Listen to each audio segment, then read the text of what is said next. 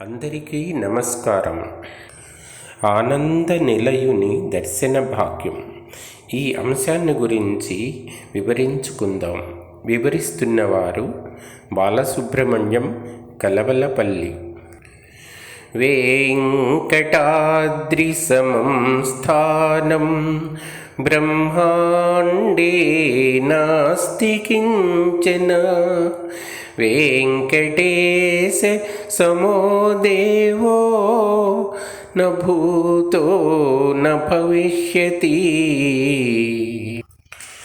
ఆధునిక యాంత్రిక జీవన విధానంలో ఒక రోజుకు కొన్ని నిమిషాలు కూడా భగవద్ ధ్యానానికో ఆధ్యాత్మిక చింతనకో వెచ్చించలేని వ్యక్తులు స్వామివారి దర్శన సమయంలో అనివార్యంగా తమకు లభించిన ఈ గంటల విరామ సమయాన్ని ఒక నామ జపంతోనో ఒక ధ్యాన ముద్రతోనో మౌనంగా ఆత్మ పరిశీలనతోనూ గడపడానికి ప్రయత్నించినప్పుడు భక్తులు చికాకు, అసహనానికి, ఆవేశాలకు లోను కాకుండా ఉంటారు.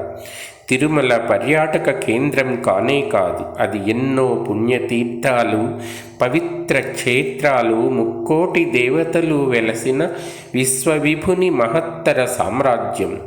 ఇక్కడ ఎంత సమయం దొరికినా దాన్ని ఒక అపూర్వ అవకాశంగా భావించి తరించాల్సి ఉంటుంది.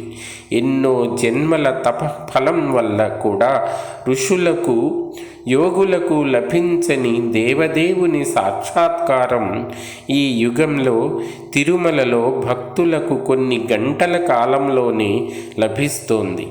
దీన్ని దృష్టిలో పెట్టుకొని భక్తులు శాంతచిత్తంతో, సౌభ్రాతృత్వంతో, సంయమనంతో వ్యవహరించి ఆనంద నిలయుని దర్శన భాగ్యాన్ని ఆనందమయం చేసుకోవాలి.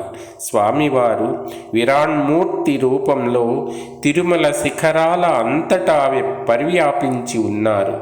ఆ కళ్యాణ చక్రవర్తిని దర్శించడానికి ముందు ఆయన సామ్రాజ్యమైన ఈ పవిత్ర క్షేత్రంలో భక్తుడు ఎక్కడ గడిపినా ఆయన సన్నిధిలో ఉన్నట్లే భావించాలి.